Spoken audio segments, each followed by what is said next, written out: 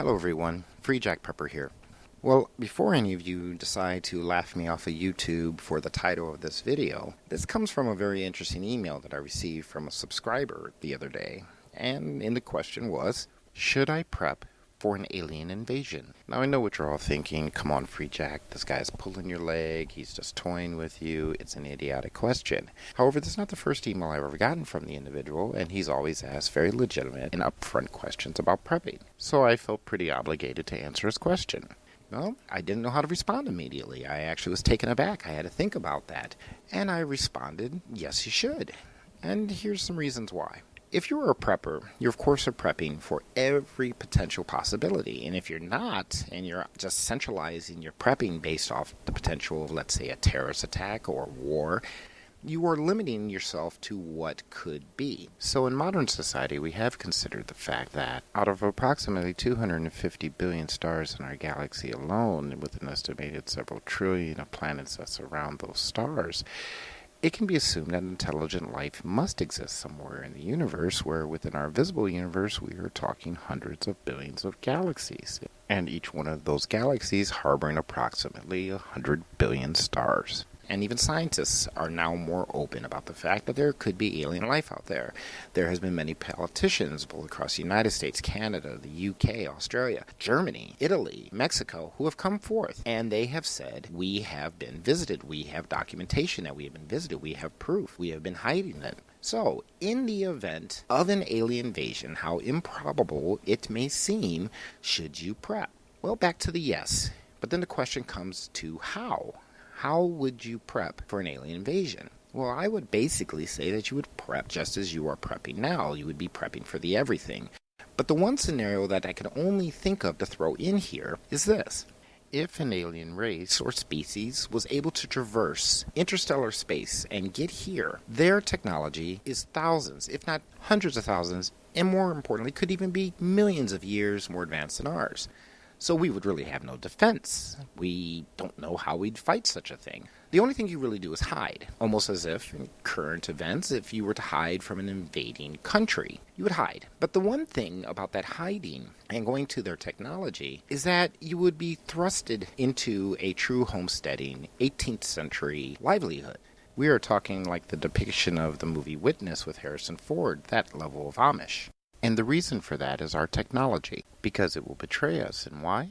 Well, it's rather simple, really. Because of the electromagnetic signatures of electronic devices. You would pretty much have to get rid of everything. Much like a ham radio, the moment you key up, the electromagnetic radiation propagates out, you can be detected. Your cell phone, even if you are in an area with no bars, zero service, your phone is still beaconing out, calling out to look for radio towers, saying, hello, I'm here, are you there? So in all these essences, you would have to get rid of your electronics, and I'm talking just about everything outside of perhaps a flashlight, coffee maker, digital compass, provided it's not dependent upon GPS, because of course if it's dependent upon GPS, it is possible to detect some GPS receivers by the electromagnetic radiation that they emit.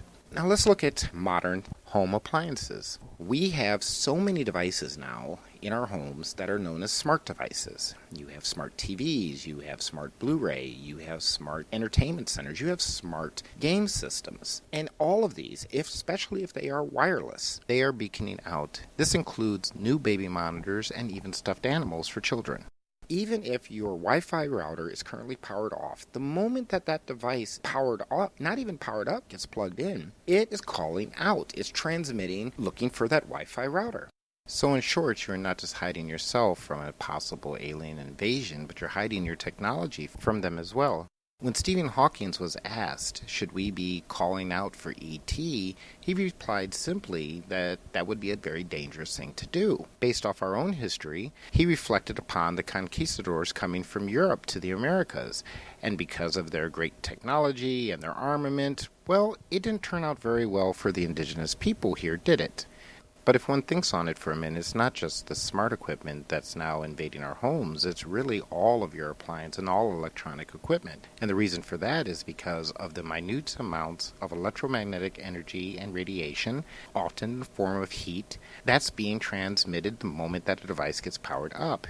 And sure, you can say, oh no, there's just no way that can be detected. That's just such a small, trivial amount of power. But you have to once again go back to the fact that if a species is able to traverse intergalactic space and come here, their technology is going to be way more advanced, so they're going to be able to detect way more things, such as these tiny, oscillating electromagnetic frequencies.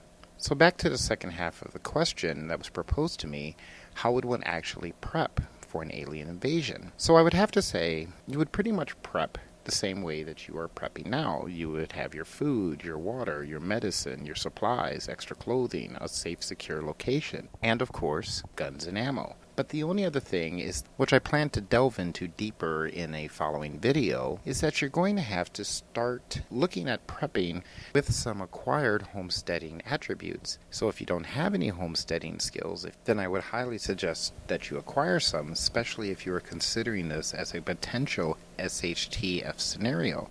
But in my heart of hearts, even though I'm a prepper, I think all preppers should learn some basic homesteading skills. Because here's the thing, and I will have a video coming out on this, eventually your canned goods, your supplies, all these things you rely on, including these electrical appliances that you might have in your bug out location, will run out. All mechanical devices will eventually fail. So unless you plan on building a hardware store addition to your bug out location to house all of the replacement parts that you will need for a washer, dryer, etc., all of the mechanical devices you now own or plan on having has a very finite term of life. And as the old adage states, when things fall apart, the center cannot hold. So to summarize, this video goes along with my response to the email, and that was, well, yes, it would be a wise thing to plan. And the reason why to plan for something that seems so improbable and way out there, something tells me that in this very odd thought experiment, that you might actually find a resolution to an impossible problem you are now facing in your current prepping. You see, there's a particular benefit to the human mind that if you prepare yourself for something that most likely will not happen, you are prepared for it when it does happen, or if it. Of course, many of you might think this is way too comical and there's just no point to this video. But there's a lot of people out there who think the same of preppers. What's the point of spending all this time and all this money and to be covert? And what if nothing ever happens? And it's great if nothing ever does. Much akin to be paying 20 years into homeowners insurance that you never ever use. And to that, this is my favorite adage of all. It's better to have a gun and not need it than to need a gun and not have it. This is Freejack Prepper out. Be safe, live free, and God bless America. Thank you.